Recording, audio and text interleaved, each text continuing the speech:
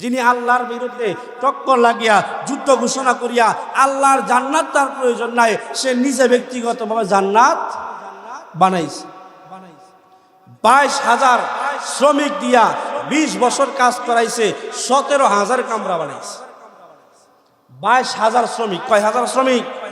22,000 শ্রমিক দিয়া 20 বছর কাজ করাইছে, 17,000 কামরা বানাইছে।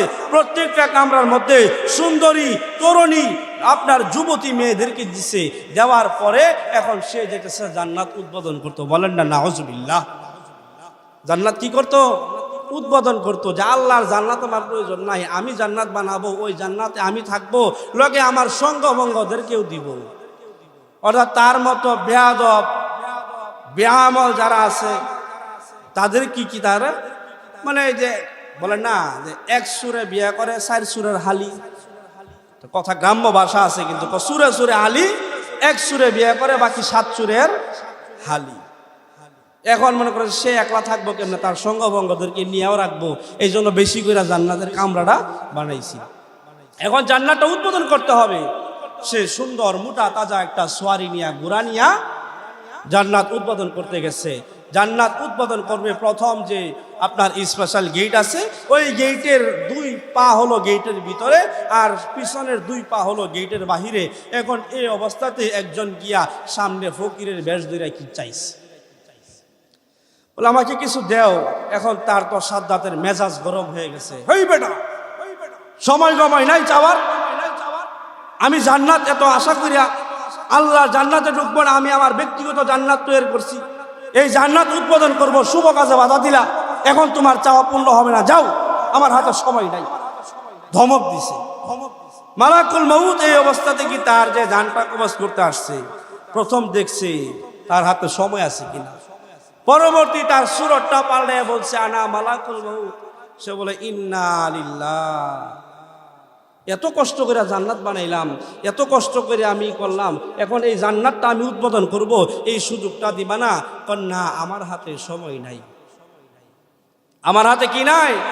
ওই একটু আগে আমি যখন চাইছিলাম, তুমি সাদ্দাতের হাতেও সময় ছিল না, আমি এখন লেবাস আমার পরিবর্তন করলাম, তোমার জান্নাত আমি দেখি না, তোমার জান্নাত উদ্বোধন করার মতো আমার হাতে সময় নাই। এই অবস্থাতেই আমার তোমার জান কবজ করতে হবে, আল্লাহর পক্ষ থেকে এটাই আমার আদেশ। আমার লিডার, আমার সর্দার আজরাইল আলাইহিস সালাতু ওয়াস সালামের পক্ষ থেকে এটাই আদেশ। এবং তোমার রূহের নাম, তোমার বাবার নাম, তোমার নাম, তোমার মাতার নাম, গ্রামের নাম, সব কিছু আমার কাছে বর্ণনা করে দিছে, তোমার জানটা এই মুহূর্তেই কবজ করতে হবে। সাদ্দাত বলে মালাকুল মউত, তুমি আমাকে এতটুকু সুযোগ দাও, আমি জান্নাতটা ভিতর থেকে একবার উদ্বোধন করে আসি। বলে না না না, এমন সময় সুযোগ দেওয়ার মতো কোনো সুযোগ নাই, আমার হাতে সময় নাই। হে মালাকুল মউত, তাহলে এতটুকু সময় আমাকে দাও, যে এতটুকু সময় তুমি আমাকে দাও যে আমি গোড়া থেকে নামি, আমি 2 হাত 2 দিকে দেই, আমি পা খাড়া সোজা করে আমি জমিনে শুই, তারপর তুমি আমার জানটা কবজ করো। মালাকুল মউত বলে এর সাদ্দাত, এতটুক সময়ও আমার কাছে নাই। ওই সাদ্দাতের জানটা গোড়ার উপর রাইখাই কবজ করছে। এই জন্য বলা হয় একটা চাউল বা ভাত পিপিলিকার মিনিমাম 6 মাসের খাবার, 6 মাসে ভাগ করলে মিনিমাম 180 দিন হয়, 2-1 দিন কম বেশি হইতে পারে। এই 180 ভাগে একটা চাউল বা ভাতকে ভাগ করলে যদি যতটুক ছোট হয়, কণা পরিমাণ হয়, এতটুকু কোনো বান্দার যদি রিজিক দুনিয়ায় থাকে, এতটুকু রিজিক যদি কোনো বান্দির দুনিয়াতে থাকে, ওই অবস্থাতেও আল্লাহর পক্ষ থেকে, আজরাইলের পক্ষ থেকে অর্ডার আসবে না যে তারে কবজ করে নিয়ে আসো। তার মানে এটা বোঝা যায়, যখন মানুষ, যুবক মানুষ যখন মৃত্যুবরণ করে, আমরা অনেকেই তার ছবি রাস্তায় টানাইয়া বলি ওয়াকালে মৃত্যুবরণ করছে, কিন্তু না না না, ওয়াকালে মৃত্যুবরণ করছে বলতে কোনো কিছু নাই। ওই অবস্থাতেই তার মৃত্যু ছিল, ওই অবস্থাতেই আল্লাহ তার মৃত্যুটা রাখছে, ওই অবস্থাতেই আর মালাকুল মউত তার জানটা কবজ করছে। এই জন্য যাই হোক না কেন, কেউ যদি যুবক অবস্থায় মারা যায়, আমি আপনি তো ওয়াকালে মৃত্যুটা বলবোই না, বরং সমাজে যদি কেউ বলে তাকেও বলবো যে না না না, ওয়াকালে মৃত্যু বলতে কেউ নাই। তার 20 বছর হায়াত ছিল বিদায়, 20 বছর পরে তার মরণ হয়েছে, তার 15 বছর হায়াত ছিল বিদায়, 15 বছর পরেই তার মৃত্যু হয়েছে। ওয়াকালে মৃত্যু বলতে কোনো কিছু নাই। আমরা যখন সন্তান মারা যায় আফসোস করি, আল্লাহ আমারই একটা সন্তান দিলা, একটা সন্তান নিয়ে লাগা, কলিমুদ্দিন সলিমুদ্দিন 7টা সন্তান, একটাও দেখলা না। আল্লাহর প্রতি নারাজ হই না শুকরিয়া করি, কিন্তু না না, আপনার যদি একটা সন্তান 10 বছরে মারা যা, মনে করবেন 10টা বছরই তার দুনিয়ায় হায়াত ছিল, বেশি নাই। যদি থাকতো তাহলে অবশ্যই তার কাছে কি মালাকুল মউত আসতো না, সে আরো জীবিত দুনিয়ায় থাকতো। এই জন্য কি অকালে মৃত্যু, অল্প বয়সে মৃত্যু, এটা না কোনো কিছু, এটা এমন কোনো কিছু না। বিদায় অকালে মৃত্যু কেউ বলবেন না, অকালে মৃত্যু বলতে কোনো কিছু নাই। মৃত্যুর সময় যখন আসে তখনই যেন সে মৃত্যুবরণটা করে। অর্থাৎ তা'মুরুনা বিল মারুফ, সৎ কাজের আদেশ দেওয়া হলো নেকির কাজ। ওয়া তানহাউনা আনিল মুনকার, এবং অসৎ কাজের নিষেধ দেওয়া হলো নেকির কাজ। কিন্তু কেউ যদি সৎ কাজে বাধা দেয়, অসৎ কাজে আদেশ দেয়, সে যেন পাপ করলো, সে যেন গুনাহ করলো। আমরা এটাই বুঝি স্বাভাবিকভাবে, রমজান মাসে আল্লাহ পাক আমাদের 29টি বা 30টি রোজা আমাদেরকে নির্ধারণ করে দেন। কোনো বছর 29টি হয়, কোনো বছর 30টি হয়। আরবি মাস কখনো 28 দিন হয় না, 31 দিনও হয় না।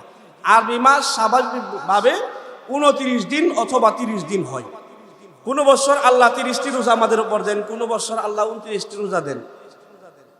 আমরা যারা রোজা রাখি, আমরা যেন নেকির পাল্লাকে ভারী করি এবং বুঝি যে রোজা রাখলে আল্লাহ নেকি দেয়। এবং যারা রোজা রাখে না তারাও জানে যে রোজা না রাখলে আল্লাহ পাপ দিবে, রোজা না রাখলে আল্লাহ গুনাহ দিবে।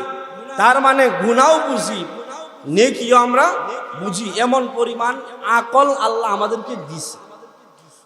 আগুনও ঝকঝক করে এবং স্বর্ণও ঝকঝক করে, কিন্তু কোনটা আগুন কোনটা স্বর্ণ সেটা আমরা কি বুঝি, তাই না? কোনটা পাকা রাস্তা কোনটা কাঁচা রাস্তা সেটাও আমরা বুঝি না? সব বুঝার পরেও যদি অবুঝের মতো কাজ করি, তাহলে কি মালিকের কিছু করার আছে? আমাদেরকে সুযোগ দিচ্ছে আল্লাহ পাক। কারো 70 বছর, কারো 60 বছর, কারো 100 বছর, কারো 90 বছর, কারো 50 বছর, কারো 40 বছর। আমরা যেরকম ভাবে দেখবেন, বাতাস যখন গরমের দিন বা বাতাস যখন আসে তখন গুড়ি বানা, আমরা গ্রাম্য ভাষায় যেটাকে গুড্ডি বলি, ঠিক আছে না? গুড্ডি বাচ্চাদের হাতে নাটাই থাকে বা কাডি বা বোতল থাকে, ওটার ভিতরে সুতা পাচানো থাকে। দেখবেন কেউ 1 গুইটা সুতা দেয়, কেউ 2 গুটি সুতা দেয়, এরকম ভাবে দিতে থাকে।